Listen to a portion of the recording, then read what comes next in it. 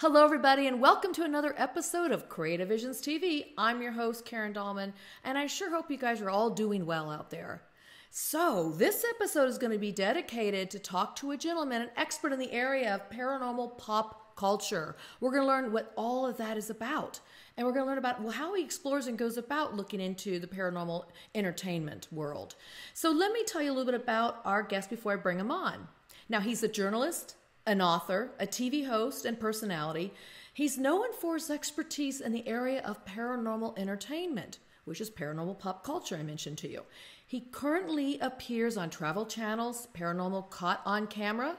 He was a host and co-executive producer with Zach Bagans, you guys know him, on the travel channels Paranormal Paparazzi. Now, he's also a host of Discovery's Paranormal Lockdown, Evidence Revealed. Woo! There's some cool stuff here you guys we're going to get into today. He's been featured on numerous TV shows. He's also been featured in the New York Times. He's a published author. He's contributed to books. He's been published in academic journals. He's written just for many different areas and outlets and entertainment and newses. He's a storyteller, TV personality, influencer. He's a ghost hunter, and he also explores mysterious phenomenon, and he speaks at paranormal conferences around the world, and that's how I met this gentleman.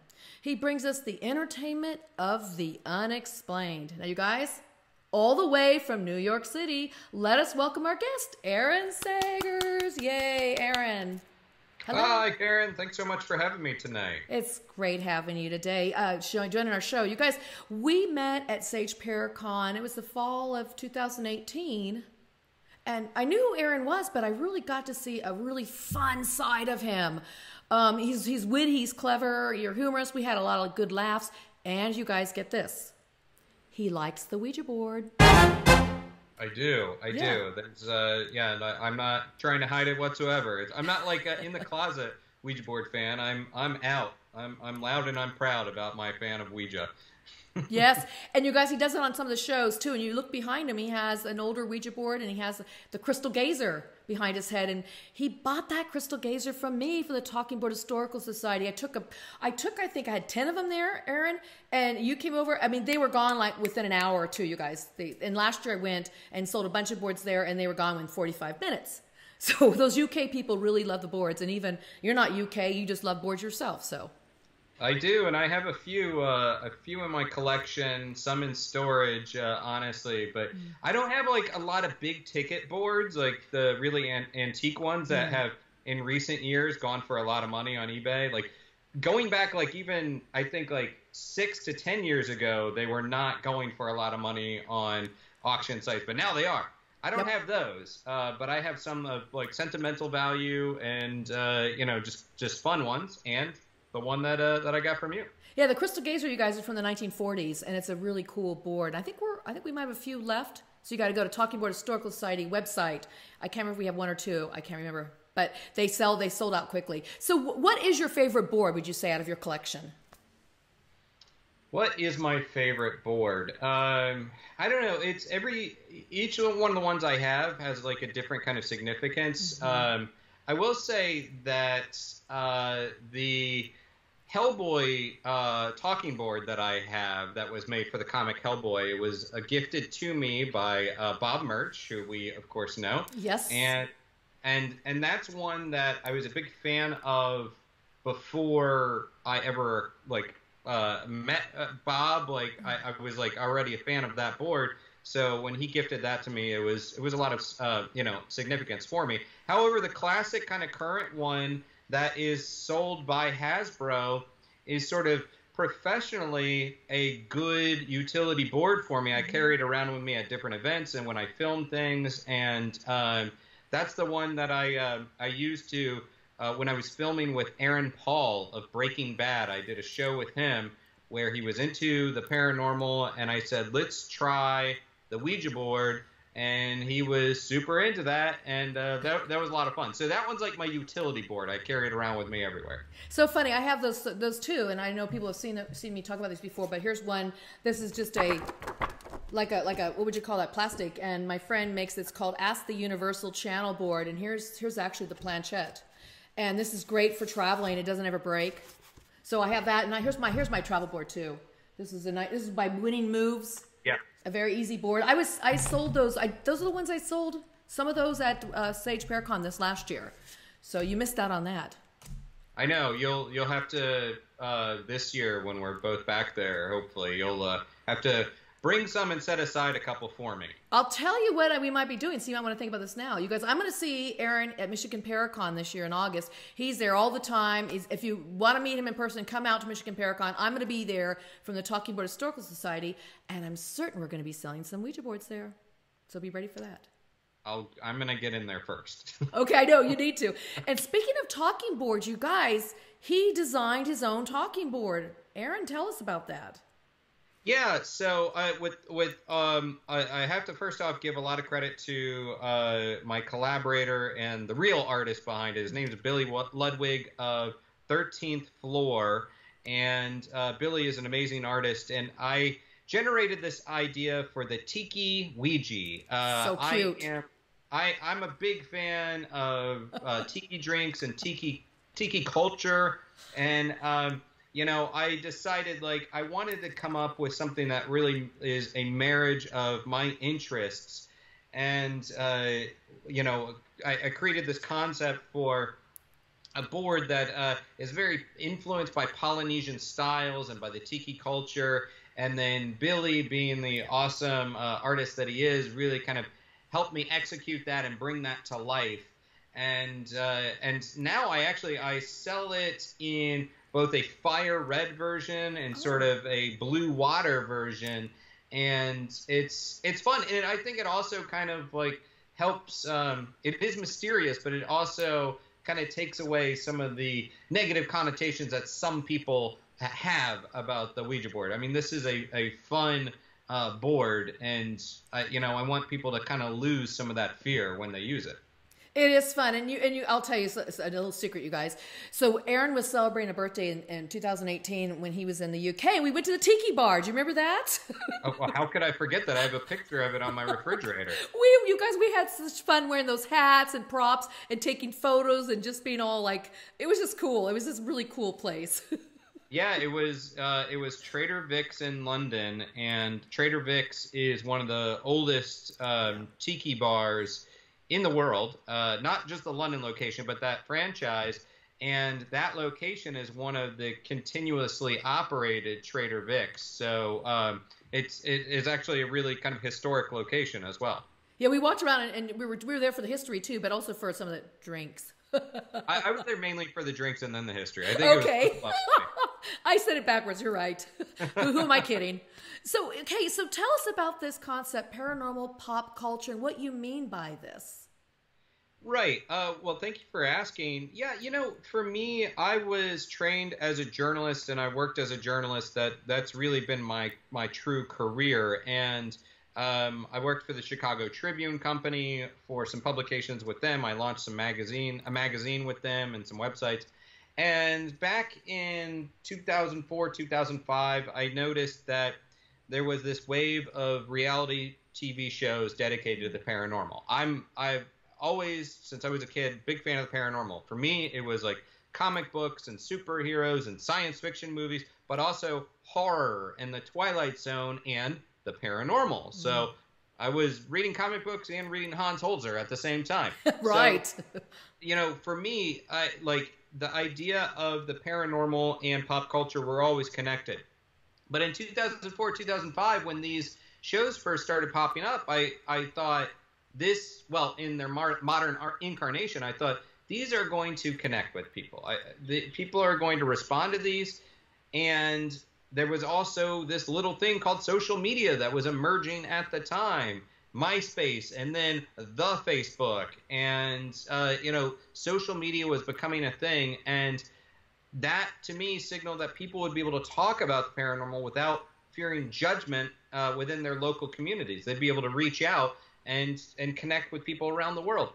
I wrote some stories about it, some op-eds, some articles about it. I interviewed the guys from Ghost Hunters, Jason Hawes, Grant Wilson at the time, and then eventually Zach Bagans and his crew and some people from other shows. And it kind of clicked with me. People responded to it, and I thought, there is something here. Mm-hmm. And so I also applied my journalistic skills to investigate the origins of paranormal within entertainment, how entertainment influences belief, but also belief influences entertainment, and then it becomes cyclical. So then I launched paranormalpopculture.com, and then from there I started lecturing at events and then appearing on TV shows, and then eventually the Paranormal Paparazzi show was based on the paranormalpopculture.com site, produced with Zach Bagans, who was really such a great influential powerhouse behind that show to help kind of shepherd that along. So, Paranormal Pop Culture is the entertainment of the unexplained. When we see a movie about talking boards, what's the history behind that? How did we develop a fear of Ouija boards? Mm-hmm. When we look at movies like Jordan Peele's Us, where does the idea of doppelgangers come from, and how is that reflected throughout history and folklore? Things like that. Everything is kind of connected in my mind. Yeah, you really can't take one out from the other. It's like you can see how Ouija even influenced, just over the years, how it influenced people's articles or magazine articles, or even Norman Rockwell drawing the picture, of the man and the woman using the board. So it's like there's definitely, it influences the psyche of humanity, and so you're going to see it pop up in all these different ways. So what has been your experience with the Ouija board on some of these shows you've worked on before and you've been on? I have to say, and I first of all, let me just backtrack. Like, I know you probably talked about this on your show many times. Oh, please do. You guys, he loves Ouija, so we'd love to hear from people that love Ouija. 100%, correct. Like, I in my research looked at things like the I Love Lucy show or Dennis the Menace, going back to 1951, I guess, like where those shows utilized the Ouija board, but it wasn't this horrible, scary thing. It was just something that was in the home that was being used. And then as, The Exorcist came along a couple decades later, that's really when pop culture started reflecting it in this kind of scary way. And then it was off to the races because suddenly there was that reputation associated with Ouija. But for me, my experience, I've used it, it doesn't tend to respond very well for me. It tends to kind of just circle about a lot. I will say, so when I filmed that episode with Aaron Paul, we were getting some responses, which I found interesting. In fact, if you are to believe it, he certainly did. It in some way predicted that, or not predicted, but revealed on some level that he was going to become a father in the near future, which he then did. Could be coincidence. Okay. I'm not saying it's paranormal, but interesting coincidence. But I have to say, like, the coolest experience with the Ouija board that I've ever had is with you, Karen. Like, should we tell them about that? I remember that, and I was wondering if you're going to bring that up because it was really an exciting session, wasn't it? I would call it mind-blowing as far as, a Ouija session. And I'm not saying that because I'm on your show. This is like an example that I use literally all the time. I love it so much. I remember him sitting there in the room. We'll give you more of the details in a second. But I remember him sitting in the room, kind of sitting back and kind of going, what? Okay, almost like his jaw dropped. Like, I don't think he saw anybody use it like that before. Well, no, your technique is a lot different, and I respect it a lot. And that's I have a lot of respect for it. But it was a couple people in the room, a very just private kind of moment, a collection of friends.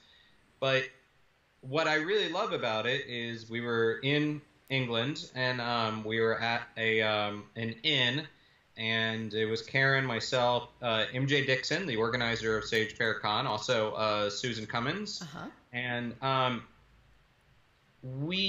I think we're each applying our own sets of skills. So, Karen, you were kind of on the board. Yep. But I was off to the side acting as a journalist. Right. Kind of throwing interview questions almost, as if I'm trying to get to the facts of something. And we were both acting independently, but also together, and getting some very interesting responses that seemed to be validated. I think it was just so cool. It really was, you guys. And so I was in the most haunted room in the hotel, supposedly. Yeah. And I had spent the night in there. And it was like I didn't get anything so much, but I definitely, there's an eeriness, a feeling about it I felt. So we sat down in that room, and that's where we used the board. And we were getting all kinds of messages from this woman who supposedly was murdered there, and we got some more details that we were later able to talk about with, I think it was the owner of the inn, but it was like, whoa, where did this come from? But yeah, it was a really great experience, and I was glad that, you know, Aaron had a chance to be a part of that, and then also, it was MJ and myself at the board, and then Susan stepped in and did a little bit of the board too with me. Yeah. I was probably the consistent one at the board the whole time, but you guys see me out there, you guys see me use the board before, so you know how I work, and, you know, there's Aaron watching this whole thing, and being a part of it. Well, the very notable thing for me was at one point we were trying to get to the source of some tragedy in that room, and I asked a question about someone connected to this woman about what the occupation was of the person that was connected to this. And then Karen asked the question, you know, while working the board, and it spelled out the word proctor. I don't know if you recall this. Yeah, I do remember this. Spelled out the word proctor, and neither you or MJ or nobody knew what that word was. And I was like, I know what a proctor is, and I said it's, you know, it's this. But it was weird because there was a word that was communicated, that was spelled out, that was a response to my question, but nobody knew what that word was. It was just yeah, it used the filters of your mind probably to communicate with, because that was, you were very familiar with that term. It was yeah, really impressive. I continue to talk about that one. Oh, I love it. Yeah. So you guys, it's always fun to talk to somebody else who enjoys the board as much as I do. So what do you find are some of the things that happen when you do these shows, like not just with the Ouija, but when you're trying to learn about the paranormal? What do you discover? Because I gotta say this, you guys, he's not somebody who's saying, oh, this is real, this is not. He just kind of goes in like a journalist and really wants to get the facts and the data. So tell us about that a little bit, like what you do find. Yeah, and I'll say, like, my belief system on things, well, maybe not belief system, but the way I approach things is that I think on one hand, there's cynicism, and I don't think that that's a healthy way to approach life. On the other hand, there's almost like dogmatic belief, and I don't really follow that either. I exist in this sliding scale in the middle of belief, you know, skepticism, but with an open mind. And so that's the way I kind of think about things as I enter any location or a job or whatever. However, I have to say, like, I feel like way too often people enter the paranormal either, you know, trying to dismiss it entirely or label something as evil or demonic or whatever, or everything is haunted and it's a ghost or whatever. And I feel like there's a lot of room in between, you know? Maybe there are some bad forces out there. Maybe it is a ghost, but maybe there's also a lot of, you know, uncharted territory that we don't entirely understand. And I find that, let's say I went into a location and I said, I'm getting the sense of a little girl in a blue dress. I could just be making that up or misinterpreting something. But if enough people keep repeating that, but that becomes part of the lore. That essentially becomes part of the history of that location. So then maybe 6 months or a year down the road or 3 years down the road, a paranormal investigator might go in there and ask questions about the little girl in the blue dress and entirely miss potential activity that's really happening there. So, you know, we get wrapped up in the lore and the legends so much that we kind of miss the facts. And I see that to be a very common issue within the paranormal. Like everything's a demon. Yeah. especially if you have a Ouija board in the house, right? Yeah, well, I mean, I was raised Catholic, and the Ouija board was a very bad thing that you don't mess around with. And while I understand, you know, my parents were, you know, trying to do a good job parenting me, like, I kind of came around to the more nuanced idea that for me, and I don't know if you feel the same way, but for me, it's a device, it's a tool. It's like, you know, it's like a smartphone or K2 meter or audio record, whatever you choose to investigate with. It's simply a tool. It's neither inherently good nor bad. It's what you bring to the table, what you choose to do with it that yields good or bad results. So, that was kind of my evolution on the topic. That's interesting. I was also raised Catholic. I don't know if you and I haven't had that conversation, but what's interesting enough about that, Aaron, is that I got my Ouija board from Santa Claus on Christmas Day. We also went to church right after we opened our gifts, and I had my Ouija board, and I went to church. And I probably went to Sunday school that day too. Come back, and then I start using my Ouija board. And in my family, that was considered just normal because, first of all, they didn't believe it really worked, which, surprise, surprise, Mom and Dad, it really works. And now they know it really works for me. But back then they didn't think much of it. And it was such a long time ago, it was in the 70s, you guys, that it wasn't like there was this, like he said earlier, there wasn't this huge expectation about the board that it was going to be evil or anything. So that wasn't in my family at all. So it was just very natural for me to go to CCD, confirmation, church services, and then come home and use the board. And by the way, Aaron, back in the spiritualist movement, which is really kind of cool, those people that were doing seances, and we're not just talking about Ouija boards, but other kinds of seances, it was very common for them to do that on a Saturday night and then Sunday go to church. There was There wasn't that that strict divide. Spiritualism was a religious philosophy, but it existed alongside Christianity. It wasn't just one or the other. I totally agree. I even find it interesting or intriguing that perhaps we're entering into sort of a new level of spiritualism in 2020. I kind of wonder if, in a way, we're dipping our toes back into that philosophy. Interesting you say that. So where do you see it going then? I've been kind of toying this in my own mind, so I'd be curious to hear what you have to say, Aaron, about that. This is something I've been thinking about recently, but the spiritualism, by and large, was born out of the Civil War, great, trauma that our nation experienced, and then did expand to the UK and Australia and some other places. But I think that during times of great suffering and trauma, like perhaps we return to looking beyond ourselves. Yes. I think that it did happen after 9/11. I think that that was certainly another traumatic time. But I think what's going on in the world right now with the pandemic is perhaps forcing us. Well, we are staying at home, and perhaps it's encouraging us to reflect inward a little bit and think about things beyond ourselves.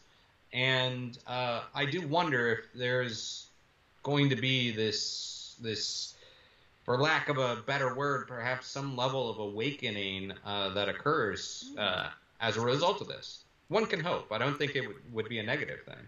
Yeah, like a resurgence of that movement to be able to reach beyond ourselves. And I was doing a show recently. It was a Facebook Live show, and we were talking about the idea that people were starting to notice things because we slow down, and now we're within ourselves, reflecting on our lives, what we're going to do next, what doesn't work, did work, and clean out our closet. So you start getting more personal with yourself, and then you start noticing. And so I'm hearing a lot of people talk about they're noticing things, like in some cases it could be spiritual poltergeist things, or they're hearing or having visions or seeing and hearing things, or they're just experiencing better meditations, deeper meditations, or messages, or they feel like they're in touch with their spirit guide more. I gotta tell you guys, personally, during this whole pandemic time, it has taken me into some really inner regions where I've been able to access that information even more readily than I already do, if that's possible. So yeah, I'm with you on that. I see this resurgence and this blooming coming out of this. We'll call it an awakening, if you will, but I think that's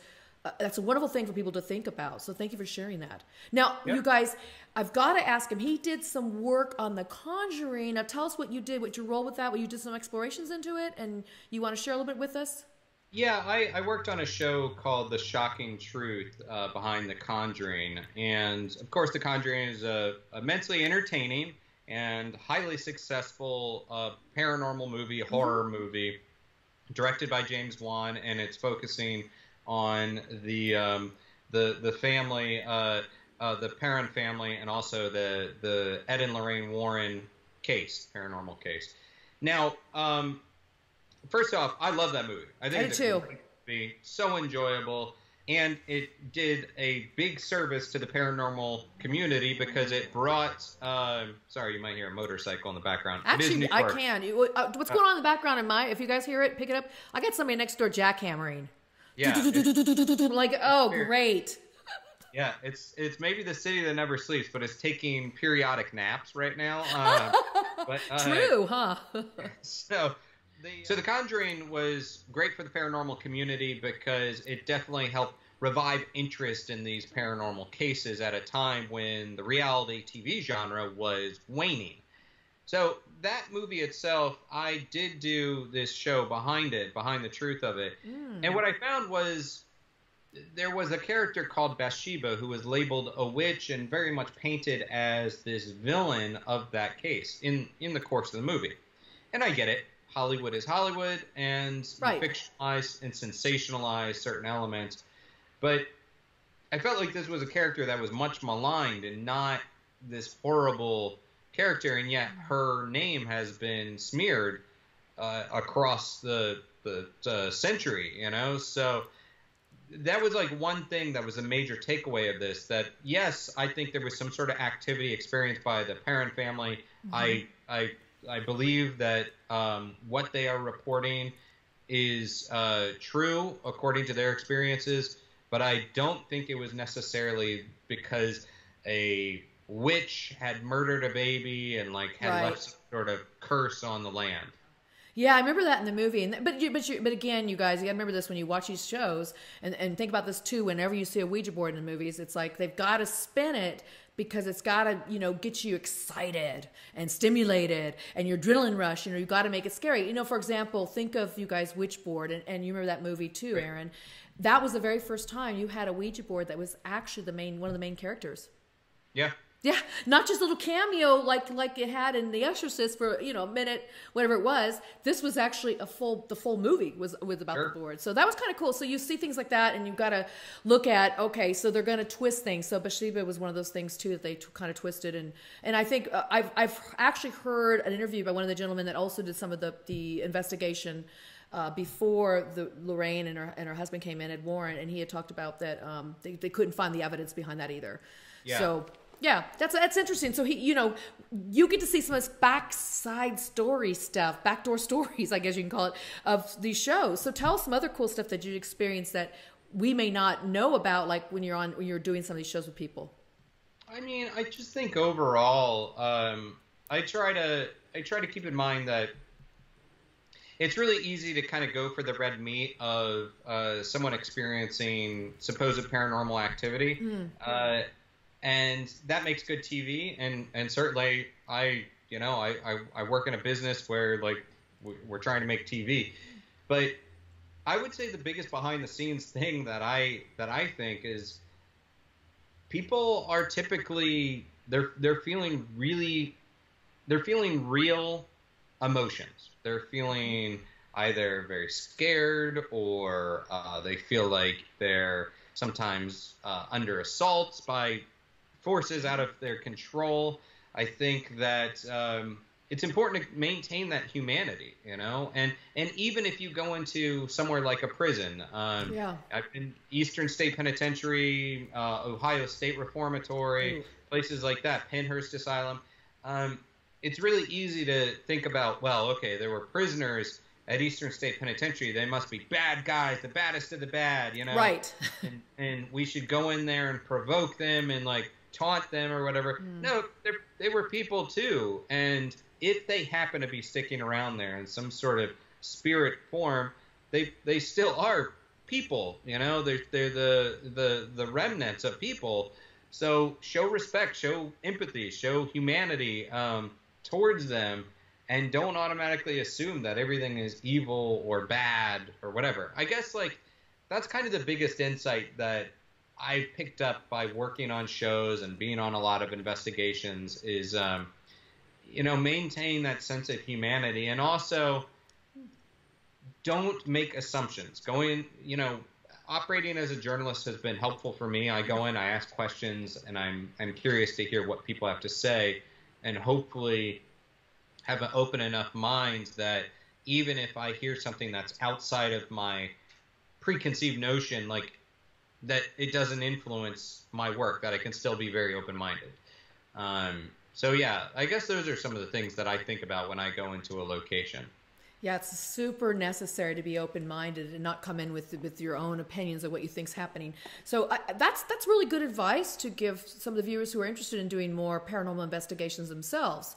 And maybe even, you know, I always have to talk about the Ouija board. You guys know that. But also using the board, because if you're more open-minded to it, that's what allows it to work, you guys. When you start thinking, oh, it's bad, it's evil, it's not going to move, or he's pushing it, or I'm going to push it, that's when you block it. So I think the same things we talk about here and getting a board to work is very similar to going into an investigation. And I know when I do investigations, too, I often don't even want to hear what the backstory is, especially if it's somewhere I don't know about. I don't want to even read about it. I want to go into it that open-minded about it, so I don't think, oh, well, I'm waiting for this cowboy, this dead cowboy who haunts the place to come in the saloon or something. I want to just go in there, and so I can uncover some of this if it's there, you know.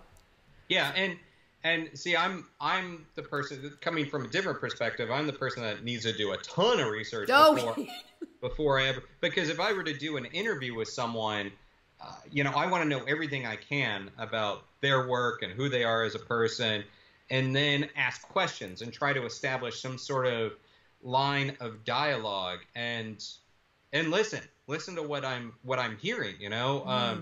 So that way, if I'm getting some sort of response, try to incorporate that information, so then the next question I ask kind of follows that train of thought. I think it's so easy for us to get so distracted about, like, all right, I'm asking a question, I'm talking to a potential ghost, and then maybe there's a knock over here, and it's like, now I'm going to go over here, or squirrel. Yeah, exactly. Lines of questioning sometimes on investigations are so discombobulated that you're not getting responses because you're like all over the place, you know? I've seen that too. It's like too many cooks in the kitchen kind of thing. And so sometimes I find, and I know when I do the Ouija board, I talk about this, you guys, have one person ask the questions, you know, and keep it that way until the next person, maybe it's their turn the next session. So that way you don't get all over the place. Everybody's calling out, are you here? Can you speak to me? And yeah, it gets a little crazy. And I think if you stay focused, it's a lot easier to start going down a path and following it. That's good advice. Now, I know you did a show also on the Winchester House. Anything really cool you learned about that? Yeah, I mean, the Winchester House was very much on my sort of paranormal bucket list since I was a little kid. It was a place I knew about as a child, always wanted to go there. I was working with the Sci-Fi Channel as a host for about 4 years and had the opportunity to go film there. And really just walking around the location and exploring and seeing some spots that are normally not open to the public was just a dream come true for me. I was like a kid in the ghost shop, I guess. And you know, so I didn't walk away saying that this place is definitely haunted and I had a paranormal experience. I can't say that, but I think I did walk away with a better appreciation of Sarah Winchester, who was the person behind the story and behind the house. Something about walking through a person's house, you just get a better sense of them as an individual, and they become less of a just a character or a two-dimensional, you know, movie character or whatever. So that was mainly the insight that I got walking through there. And I don't think she was crazy, and I don't think it was just a matter of like ghosts tormenting her. I think there was a lot of belief behind what she did, and I don't know. I just find her to be a very compelling character. So that was my main takeaway. That's interesting because people want to paint her out to be this crazy woman who just wanted to appease the restless souls. Winchester double repeating rifle, I believe. Yeah, you know, it killed a lot of people, and she supposedly carried that curse from her husband's family. Her husband's family was the one that created the Winchester. Yeah. So do you think that was legit? I mean, that's why she was building for those reasons? I think there's a combination of things. I certainly think that she was manipulated by a medium. I also think that if you believe that you are cursed, then you are. And if you believe that you must create some sort of sanctuary for these spirits, then you're essentially, theoretically, shining a beacon into the spectral realm, maybe, you know? So if you think this, then maybe you're suddenly a magnet, and they're going to start popping in. True. So I think that, like, I think it's multiple things happening at once. That's kind of my thought with a lot of paranormal stuff. It's not just like, this house is haunted, that house is not, this is cursed. I think it's like what we bring into it, what we invite in, what we want to, you know, if I start dialing random numbers on my phone, I'm going to get someone eventually. You know? Right. So I just, that's kind of my thought on it. I just had a vision of back in the 70s or 80s, you know, doing those crank calls where you just dial numbers and you say, oh, yeah, is your refrigerator running? And you just like, you better go catch it. I mean, that's really my thought with a lot of investigations, is that I think that, you know, people go in wanting to talk to like a little child spirit or whatever because it's very innocent, and it and people want to in their effort to do good, to be you know, concerned humans, they want to talk to the child and offer assistance to the child. However, I think theoretically, if there was like the ghost of a, you know, let's say a you know, 42-year-old man hanging out there and he just wanted to talk to someone, maybe he would show up and be like, yeah, you know, like, I'm the little girl ghost. Like, you know, it's still a conversation, you know? Like, if you open the line of communication, if you open that paranormal party line, someone's going to come through. Yeah, I think that's very well said. And the other thing that I've been toying with as well, the guides who I work with on the board all the time, and everybody knows who those beings are, they've been talking to me when I go to different investigations, to look at it even more so that that it's not even about a haunting, it's not even about ghosts, that maybe there's something entirely different, as what Aaron's telling us about, happening here, such as maybe there's a vortex of energy, maybe it's energy from the earth, maybe it's extraterrestrial. I mean, it could be a variety of things. So I really go in there now, and even people tell me it's an investigation for a ghost, I'm going, what else is there? Because if there's energies here, I want to communicate with it. So I think that's an important thing to think about when you go into the investigations. That let's get it out of our head that it's just this narrow spectrum of one thing, and that it possibly could be everything else too.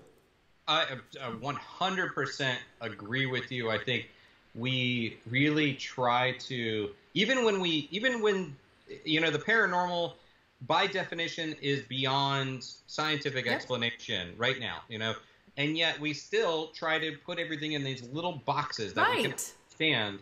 And I'm all about the weird. I'm all about, like, it's so much bigger and different and more than we grasp, you know, like, and I find that exciting. That's actually something I really love about it, is that, sure, we're all looking for answers, but we don't really have them. Nobody has a rule book. Nobody's come back with the handbook for the recently deceased, or, you know, the Hitchhiker's Guide to the Galaxy of saying like, these, what's going on with everything, you know?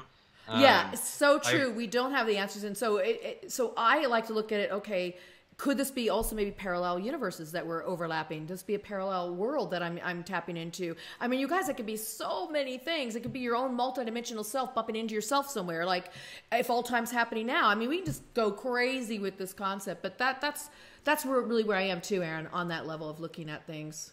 I am so excited. I could talk for hours just about this little. Oh, me too. Prompt, because I definitely think, you know, parallel universes, I think ourselves or versions of ourselves. I think the idea of time slips and time travel, or, you know, there's just so much more that I think is potentially out there. And again, I don't know. Like, I don't know, but I'm fascinated by the concept that it's like, you know, things are to borrow from Shakespeare, because I'm pretentious. Please go ahead. There's, there are more things in heaven and earth, Horatio, than are thought of dreamt of in your philosophy. Just that the universe is so much bigger than this fleshy, thing that I'm existing in than what I conceive of. It's a bigger world out there. And instead of trying to put it in a box, you made me think. I thought back to when we went to go visit the home of Shakespeare. Oh, right. And remember, I was taking a picture of. Okay, it's so funny. So we were all taking pictures of each other and stuff in front of the house. I was taking a picture of you, and all these kids. Remember, came into the picture. We had this picture of all these kids surrounding Aaron.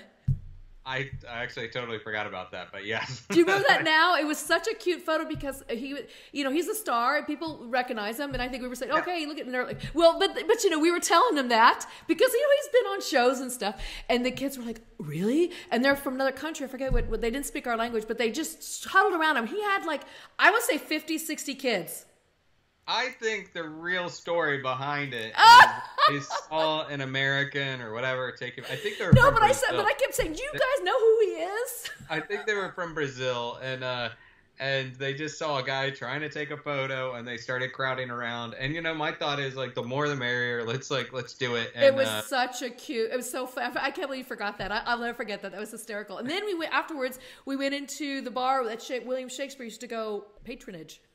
Yeah, well, which I guess that's, a lot of places in Stratford upon Avon, he was all over the place, Yeah, so, right. And that's the thing is we never really know. I mean, the guy could have been drinking all over town. So it's like George Washington slept here on the East Coast. You got that up and down the place. You really don't know. But it's funny. It made me think of that when you mentioned that Shakespeare, so I had to bring that up. So listen, we're coming to the end of our show. What is it you would like to make sure everybody knows about, what we talked about? Is there anything you want to highlight again and share with anybody that you think is important? Well, and thank you again for having me on. Absolutely. I'm on Paranormal Caught on Camera on Travel Channel every Sunday, 9 p.m. So check that out. It's a fun little show, and it asks a lot of questions. And a lot of it is left up to the viewer to decide, but we pose a lot of questions based on footage submitted to us.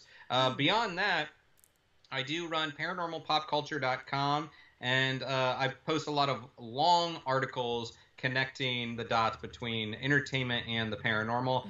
And sort of my quarantine isolation mission has been launching a podcast called Nightmerica. I have found in my travels that a lot of the paranormal, with some exceptions, Karen, such as yourself, or Amy Bruni, or there's a couple people out there, but for the most part, the paranormal is dominated by white dudes and older white dudes, and I am one of those people. I'm in that demographic now. So this podcast, Nightmerica, it's myself, which I love the paranormal, and then I'm teaming up with Britt, who is a millennial woman who approaches all of this from a different perspective, and then we mix in the paranormal, but also a little bit of true crime, and we tell different stories each week and talk about these topics with a different perspective. I love it.